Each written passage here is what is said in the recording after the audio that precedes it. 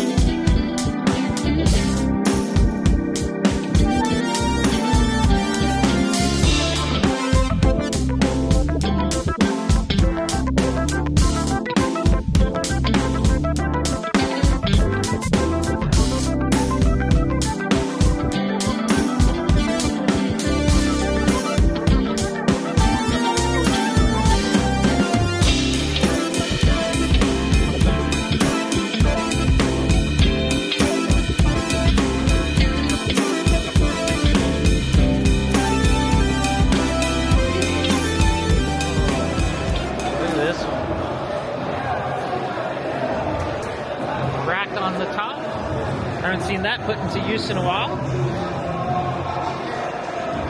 Ooh. It is nice and warm in here though.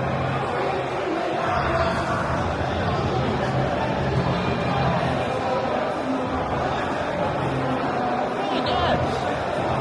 Hello sir. Good to see you. Haven't been in a while, man. How's everything going? Good, man. Good. Good to see you out and about. This is yours, right? Yeah. Man, I was just saying, haven't seen a bike rack put to use in a while, man. I think it's a rad one, so. Man, it's looking beautiful. And this is after you did all the suspension upgrades, right? Yes, yeah, exactly. Holy hell, man. I mean, did you get that all knocked out in that one day? No, that took a few. That took us a little while to do, yeah. And how do you like the difference? I love it. So it handles so much. I haven't really driven it in anger yet, so I can't wait to get it up in the canyons. Take it to the track. That's what I built it for. Man, see, I love it because you've come such a long way from the EG that was built, and I remember as much as you enjoyed driving it and handling it at the track, it still wasn't quite where you really wanted it to be, but even though you still appreciate it because it was from the heart and it was such a great build. Yeah. You know? But this one is all in my mind's eye.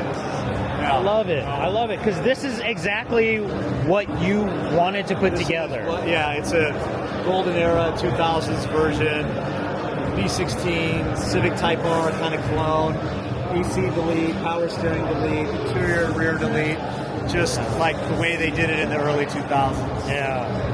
And it really is. It's something you really have to commit to this. I mean, there is no half-ass when it comes to this. This is not a daily driver. Yeah. It's a fun weekend car. But I mean, do you ever, when you get into it, does it really, it just kind of brings you back to that moment, Every time those I days? get to see it, it makes me think about, I never had a car like this back then. I always wanted one. Yeah. And I wanted that carbine brace. Yeah. Longer than I've wanted a Honda. Yeah. A friend of mine, Sean Hillier. Oh, yeah. Beautiful EK. When he had that brace, I'm like, what is that? In the early 2000s, it's like Japanese company, Carbine, Cusco. I'm like, I've wanted that brace. And one of the first ones that had the brake brace, too. Exactly. That's next on my list. Cusco makes that brake brace. I'm going to get that one. That's like my next thing on my list. Nice. Yeah, it's been a fun journey. Yeah, and it's funny because there was a young lady interviewing us outside that was asking us, like, what's your first memories of, like, Super Street and everything? And I was like, oh my gosh. And and my flashbacks were, like, a lot of I can't remember, like, my first issues, but I remember, like, especially the show era, the late 90s, early 2000s, with a lot of the vinyl interiors and the Altezza taillights on everything, and the white TEs on, especially the Electron Blue EMs. Yep. Everywhere. And I was like, Blue EM1 with white TE37. Yes. Was such a vibe back then. It was, and I have to admit, seeing that was what made me want a set of TEs originally. And then I was like, but that was where like 17 and 18s were the norm on everything. And then like even the four-lug, EKs had like 17s and 18s. And like that was when like nobody wanted the 15s anymore. 15s became That's for the peasants. And now everyone's trying to go back to 15. Exactly. Yeah, I love that. Exactly. Little Wheels Club. I mean, remember? I don't know if you remember, but there was like a couple of guys in like not Studio City, Temple City and stuff that were bringing. Huh? Talking about Elton Lowe and Raceline? I think that we're like importing the 15s for a little while, and that they were kind of having trouble traction because everybody was still looking at the 17s and 18s.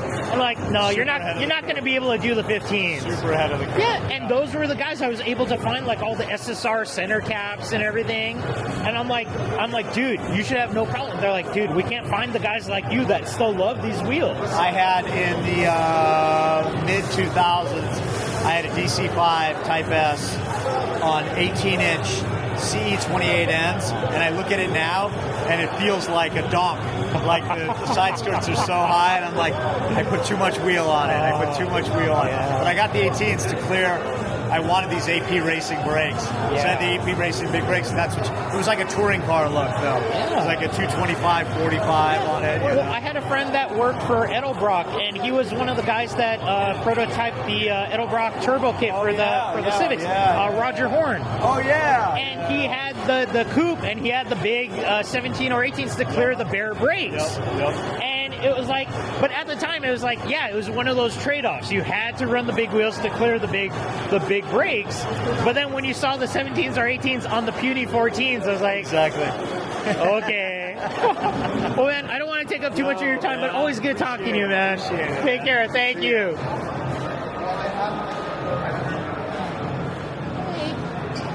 As you know, that's Nads of Super Street and all sorts of import fame back in the day. He's just such a great guy. Always terrific to talk to. I met him through some of the guys at Bosozoku, and he is just a ridiculously nice, humble guy who is just genuinely nice to talk to. So, thank you, Nads, for taking some time with me.